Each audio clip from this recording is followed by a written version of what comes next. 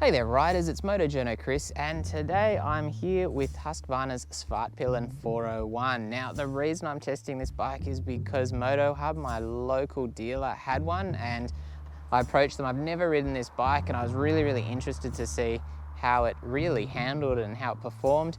And what's really interesting about these is that there's been a price drop. Originally when these were introduced to Australia, they were $11,500 right away, which is a really premium price particularly for a 400. You know, there are some Lambs models that are up at that price range, but they're a much larger capacity.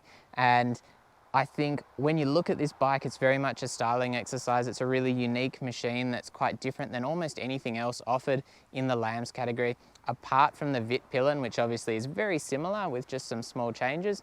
And it's natural that this would demand a premium. I'll put the price up once I've confirmed exactly what it's come down to. And this is a really cool machine. Obviously, it is using the same single cylinder power plant as found in the RC390. The engines are sent over to Europe and these bikes are built there. So there is quite a bit of different production going into these particular bikes. It's got those nice high spec WP forks on it, 43mm forks.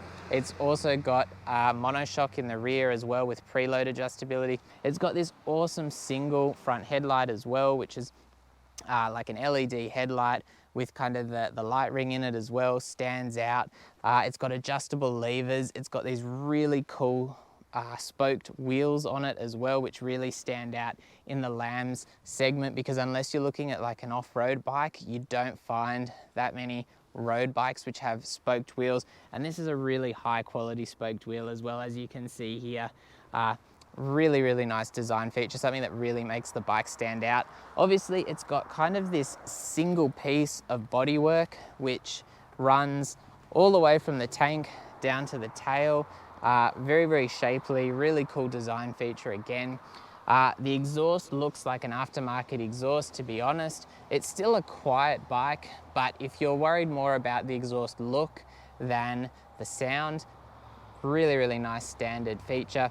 It's got this big kind of rear set piece of molded metal there, which looks quite cool as well. There are, you know, a couple of areas which look a little bit rough just because so much of the bike is exposed. But with that being said, the overall build quality of this machine is really good. It's got that beautiful trellis frame there. Little details like it's, you know, it's got the yellow on the radiator guard, which matches the bodywork and the tank, which comes all the way back to here. Really cool. The same as with that billet fuel cap. It's got Svartpilen across that triple as well. All these little details really make this bike stand out. Very cool bars on it. It's got great vision through the mirrors. It has got ride-by-wire, and I've got to say, super impressed with that ride-by-wire system. Quite often what I find with the ride-by-wire is it can be a little bit snappy, especially at the low speeds and around town. It's really good on this bike. It's exceptional. It's as good a fueling as I've seen really on anything in any category. So that is a standout as well. Even though it's got ride-by-wire, there's no ride modes, there's no electronics. It's got ABS, it's got a Bosch EMS system in it for that ride-by-wire as well. So it's still quite a basic machine, you know, back to basics machine, which kind of follows the styling theme that they've gone for here. And really impressive. So let's have a chat about how this bike rides. Now, obviously with a slightly higher seat height, this is about an 835mm seat height. That's not the lowest seat height in the category. However, this is a really compact bike. Jumping on, it's got quite a tall seat height, but it's a nice compact light feeling bike. It's only 149 kilos. Plus of course fuel and liquids, so very light, very nimble. It's got a very open position to those bars, which are nice and wide, give you lots and lots of leverage, but it's such a nice handler that you don't really need any leverage. The tiniest of body movements will get this bike moving in the direction you're going, and it very much feels like it's running on rails. Goes exactly where you're looking, which is really important.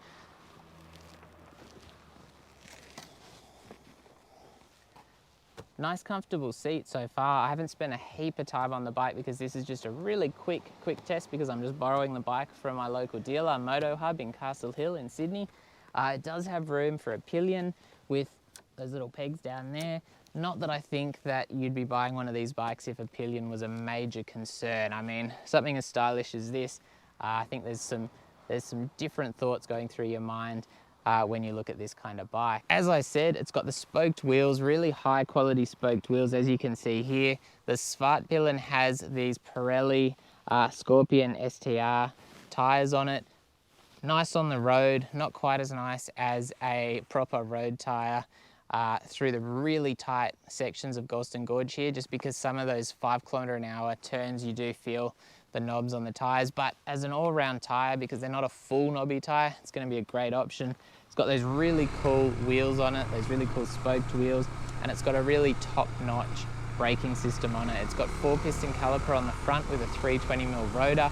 That's a Biber braking system, which is basically like a Brembo, but their secondary brand. The bite and the strength and the power of that braking system on the front is exceptional. However, as good as the front is, the rear really stands out as well. It's got really good bite and control on the rear and lots of stopping power on the rear as well, which is going to be ideal for running around town.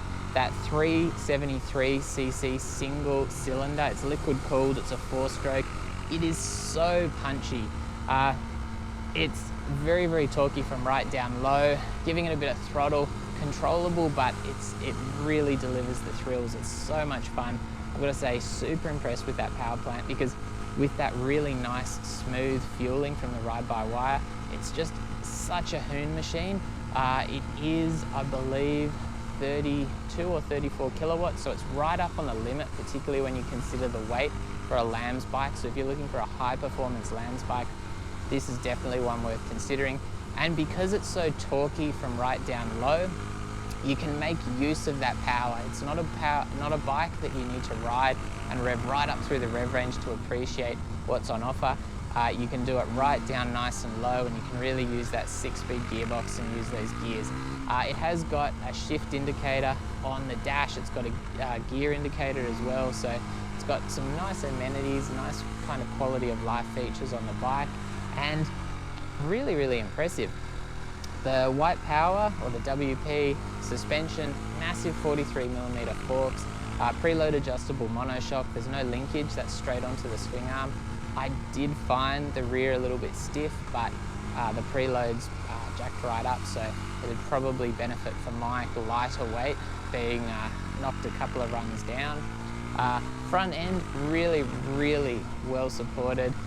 Very well controlled. It was nice coming through into these corners, picking up a bit of speed and then trailing the front brake into the corners, because the transition on and off the brakes was really, really nice, as was just the overall feel from that front end. So very confidence inspiring. Probably the one thing I would say is that in comparison to some of the bikes in this segment, it's a very fast turner, a very, very fast turner, and very responsive to rider inputs. So there are some bikes which you can, you know, kind of be quite lazy with your riding on and, you know, just sweep through the corners. With this, it's like a scalpel. It just cuts through exactly where you want to go, and little inputs, which does mean that when you want to make corrections mid-corner, or you want to really, you know, have a bit of fun, it's very, very capable and it's very responsive of doing that, which just gives it an overall great feel to the bike. So overall, the actual styling of this bike, I do like it. It's very, very unusual. I kind of like the Svartpilen because it's a little bit brighter with the white paint scheme, but I think for someone looking for that real kind of like custom street fighter kind of look, the Svartpilen really does tick all the boxes. Very cool machine, great performance, great suspension and brakes, even though there's not a heap of adjustability within that suspension. Very eye-catching, very unique machine. As I said, the price coming down is a really, really good point for anyone looking at one of these bikes or interested in one of these bikes. If you're in the Sydney region, head to MotoHUB and check one of these out, because there's some great deals available. And even as the owner of a Ninja 400, I've got to say, this bike massively impresses. It's very different than the Ninja 400 or even the Z400, which I've previously tested, with that punchy single cylinder engine.